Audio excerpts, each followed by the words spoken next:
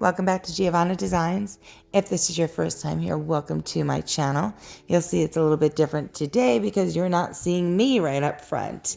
Normally speaking, I would be saying hello to you in person, but I did something. I'm not exactly sure what. I ate something or touched something. I don't know, but my entire face is blown up. I don't know what's going on. Got a rash all over my whole face. And usually that happens when I eat something with gluten in it because I have celiac disease.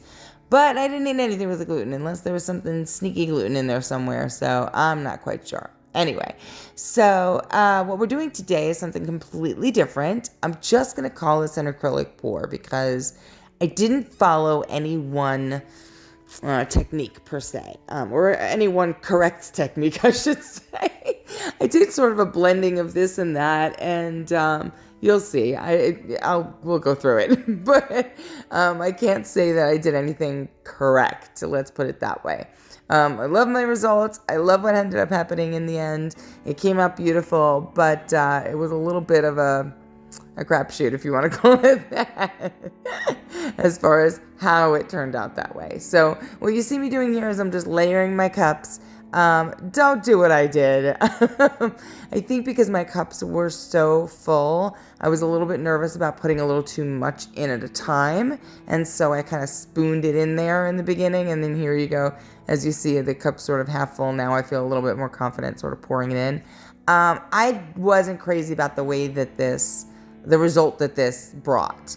I think that by doing this, it didn't give me enough of each color to really get the look that I was going for, which was a little bit more, it was a little too blended, I think, in the end. And so I wasn't crazy about it. But anyway, I skipped ahead to the end here just because the layering took so long.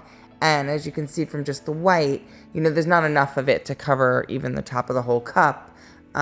Which again would have been a nicer look, I think, in the end. Okay, I'm going to pour this out in sort of a random way. It's not exactly a ring pour. It's not exactly a straight pour. It's not exactly a flop cup. It's just sort of a mishmash of everything. And I think I learned a lot from this pour. About what to do next time and about what not to do, which was even more important, I think, and a greater lesson to learn. Which, when you're doing things like this, I think you just have to, trial and error is your best friend. Let's put it that way. As you can see here, like I said, it's not exactly one specific technique. I can't really do a ring pour. My hand shakes too much. So I think to get those circles to really turn out the way that they're supposed to look really great with a ring pour, I wouldn't be able to achieve that. So it wasn't what I was going for. I was just sort of looking to get a mix of the rings and the straight, and yeah, not exactly what I was looking for. Well, you'll see what I'm doing here is just blasting some of the bubbles that I created, and then I kind of got a little like, what do I want to do here? I wasn't crazy with the way it looked. I wanted to see if I could add some interest. And so I took the end of the brush and sort of just made some swirls going through to see what that would do. Like I said, this was all trial and error. I really didn't have one set look in mind or technique in mind.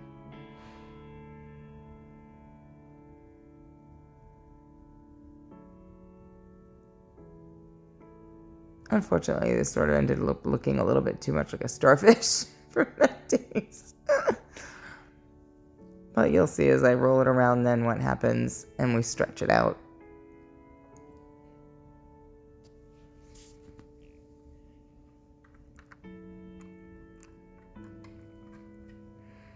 So here I'm just kind of rolling it around, stretching it out, moving the paint around, seeing what's going to come. Obviously, I don't have enough paint on the canvas. You can see that. And I knew that going in, but I wanted to see what this one cup would do first before I introduced the second cup.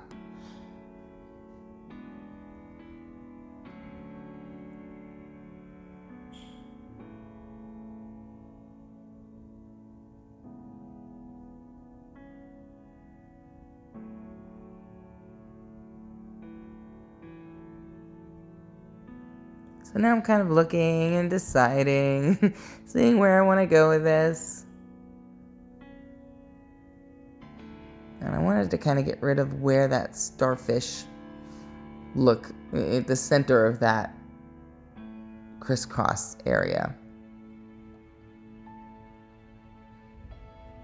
And now here's my second cup. Now this got a little crazy.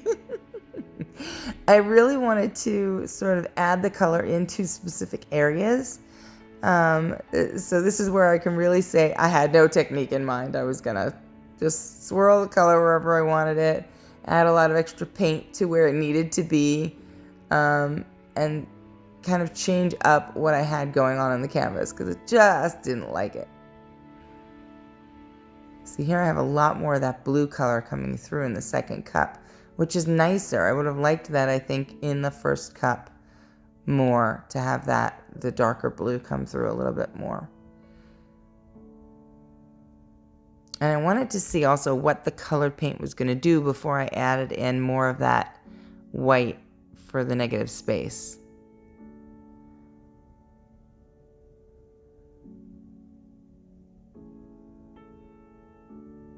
Got a little bit of a galaxy pour look going on here.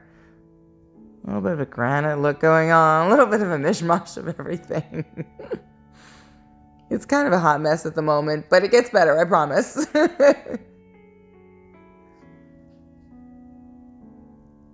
You know, as you're moving and stretching the paint around, your pour sort of comes to life.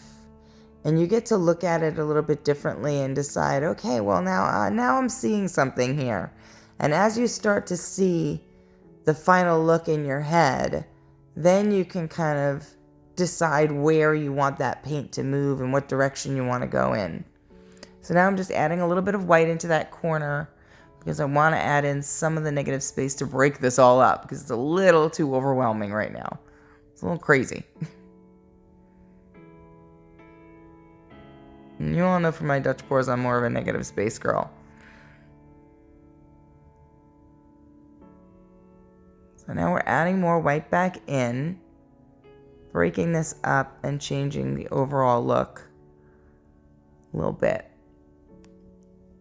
Now I didn't want to move this around too much on the canvas by pouring that white, by tilting, I should say, and moving the white around that way. So what I did was I took my blade, my swiping tool, and just moved it around that way first to get an idea as to how much of the white I would need, how much more of the white I would need to break this up the way I wanted to. So this is sort of kind of like a rough draft of where I want that white to be. It's not, I didn't do this with the swipe tool to stay that way. And so now here I am adding the white back in to that river. Now it's time to tilt again. And this is where it really starts to come together and look the way I want it to. I wanted to have a real strong middle. I wanted to have some negative space. And that silver just came through much stronger than I expected. I expected to have a lot more blue, but I love it. It really ended up being really pretty. And that's the beauty of acrylic pouring in general, whether it's a Dutch pour or a pour like this, or a flip cup, any of them is just the surprise part of it that's just so much fun. So I wanted just a little bit of color in that corner. Just took my swipe tool, moved some color around there. And kind of just played around a little bit. And you know me, I'm going to blow on it. I'm going to move it around my way. Then here we are, just tilting again, making it a little more interesting.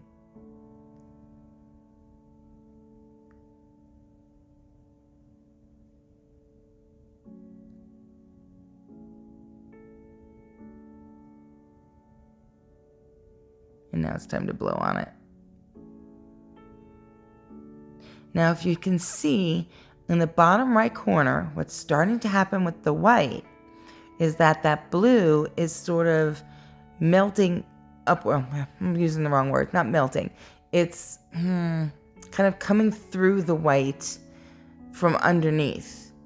And what's happening there is that I think that's mostly the PrizmPour blue, the waterfall.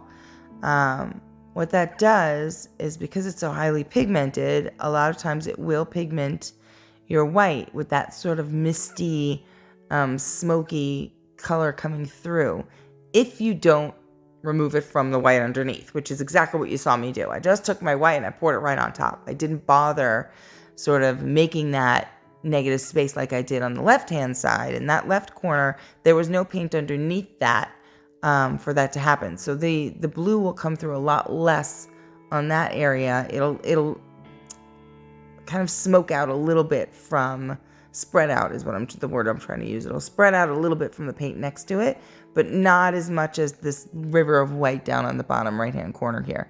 You see how it's already starting to become like a baby blue? It's really, really pretty. I love that when it gets that hazy effect to it.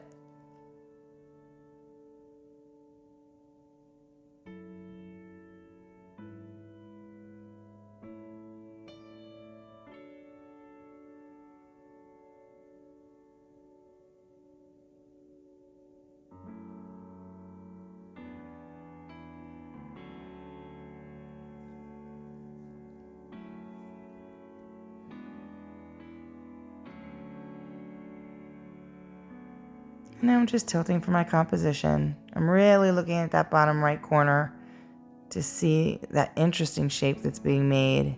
And the close-up is next. Okay, so I gave you fair warning. I had no idea what I was doing. But I really think I turned out really cool. It's just super unique, and obviously unlike anything else I've ever done, but I just love it. And all the different areas of it are so interesting. Crazy cells. I did not use silicone in this. This was my paints and the Artist Loft pouring medium. So I'm getting a high shine glare off of this, probably from all the metallics in here. But, so I apologize for that. Camera blanked out on me for a second there. So I was showing you this corner over here. How that came out, just with these funky marble cells popping up. And then this river of white coming through. But it's got that hazy blue underneath. It's so cool.